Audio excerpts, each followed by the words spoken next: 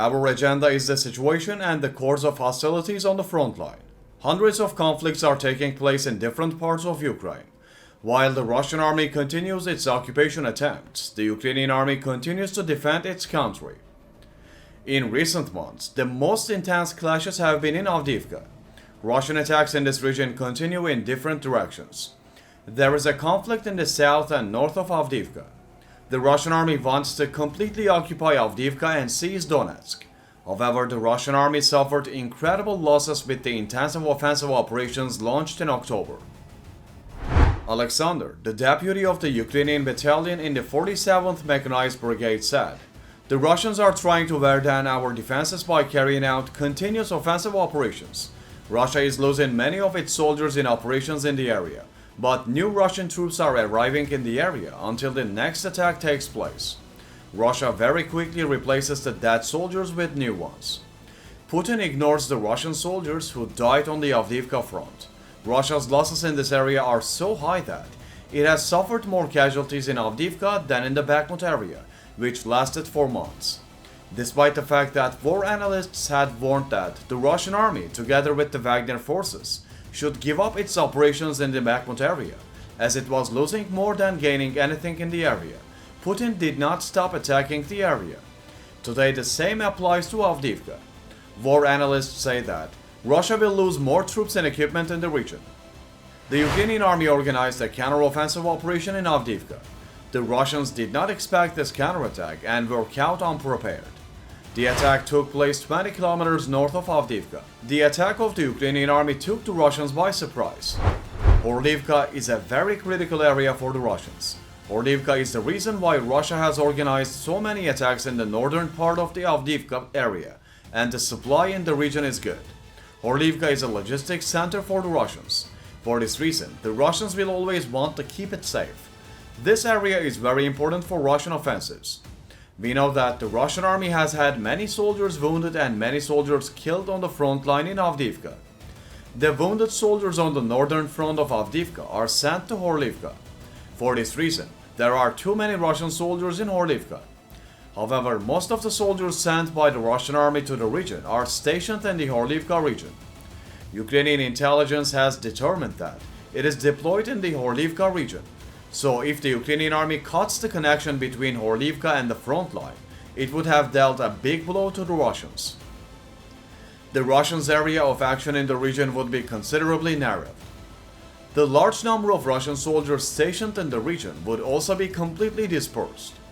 The Ukrainian army started its planned operations and blew up the most important bridge in the region. Ukrainian soldiers rendered the most used, easiest and safest route of the Russian army unusable. For this reason, the Russians now had to use the closer route on the front line. And of course, this route was not as safe as the other one. However, the Ukrainian army used a very good strategy and forced the Russians to use this route. The Ukrainian army was controlling the road used by the Russians with drones. It successfully destroyed Russian equipment, providing passage through the region.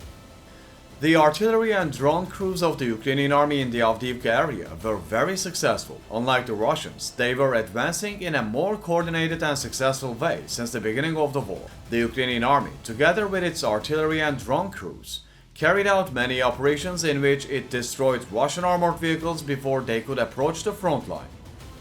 Ukrainian artillery and drones had become the killers of Russian heavy equipment. With the effective operations of the Ukrainian army, the supply from the Horlivka region weakened. The Russians could not supply as well as before. The Ukrainian army started to destroy the Russian observation points they detected for a bigger blow. The Russians also confirmed Ukraine's operations in the region. The Ukrainian army wanted to expand its area of action by carrying out reconnaissance operations in the region. The Ukrainian army succeeded with its attacks in the region and weakened the Russian defense in the region. The Russian defense, which was already not very strong, could now be overcome more easily. The Ukrainians organized another strong counterattack operation and overcame the Russian defenses and took control of the region. Although the Russians tried to prevent the Ukrainian counterattack operation, they were not successful. In fact, the aim of the Ukrainian army here was to destroy all the Russians with a very strong attack and to capture the region completely. Since this region is a very important and critical region for the Russians, It wanted to draw the attention of the Russians to this region and deploy their troops in this region. This would reduce the Russian density on the front line, and everything planned by the Ukrainian army came true. As a result of the clashes, the Russian army could not completely take control of the region, but it deployed a large number of troops in the region. Without the counter-offensive operation organized by the Ukrainian army, the Russians would have easily deployed their troops in and around Avdiivka. With the operation carried out by the Ukrainian army just in front of Horlivka, the Russians lost a lot of time and their room for maneuver was considerably reduced. The Russian army has been trying very hard all week to maintain control in this area. This was what Ukraine wanted. The Ukrainian army was successful in this operation. It reduced the Russian density in Avdiivka and reduced the speed of the Russians. With the arrival of the winter months, it became very difficult to move on the front line and carry out rapid operations. In bad weather conditions, it became impossible for armored vehicles to move and for troops to cover distance quickly. For this reason, the number of kamikaze drone attacks on the front lines increased. The Ukrainian army has been using kamikaze drones quite well since the beginning of the war. While the Ukrainian army continues to defend its territory in bad weather conditions, it continues to hunt Russians with kamikaze drones.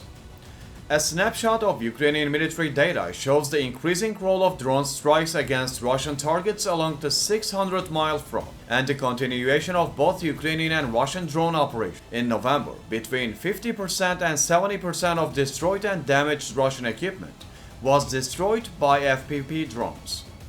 This rate increased even more towards the end of November.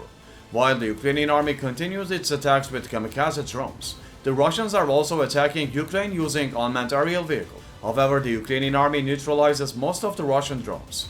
The Russian army has lost 5,808 unmanned aerial vehicles since the day the war started.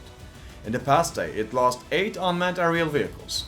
The effective defense strategies of the Ukrainian army prevent Russian drones from being effective. While the Ukrainian army destroyed the supply routes in front of Horlivka, the Russian offensive in Avdiivka continued. The Russians, who wanted to wear down the Ukrainian defenses, continued counterattack operations but failed. In a statement, the Ukrainian armed forces said, "The enemy does not give up trying to encircle Avdiivka with the support of aviation. However, the Ukrainian forces are tightly defending and the Russians are suffering significant losses." Russian attacks in Novokalinove, Novobakhmutivka, Stepove, Severna and Pervomaiske in the Donetsk region also failed. It was reported that the Ukrainian army prevented 30 offensive operations carried out by the Russians in these regions.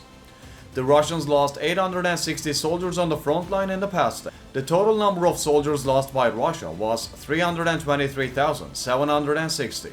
What do you think about the operations carried out by the Ukrainian army in and around Horlivka? The Russian army continues its operations in the region, ignoring the large number of equipment and military personnel lost in and around Avdiivka. Do you think the Russian army will be able to achieve its goal? Although the Russian army fought with the Wagner forces in Bakhmut against Ukraine for months, it could not maintain control in the region and lost a large number of soldiers and equipment. The same is happening in Avdiivka. Do you think the Ukrainian army will be able to protect the region from Russian occupation in Avdiivka as it did in Bakhmut?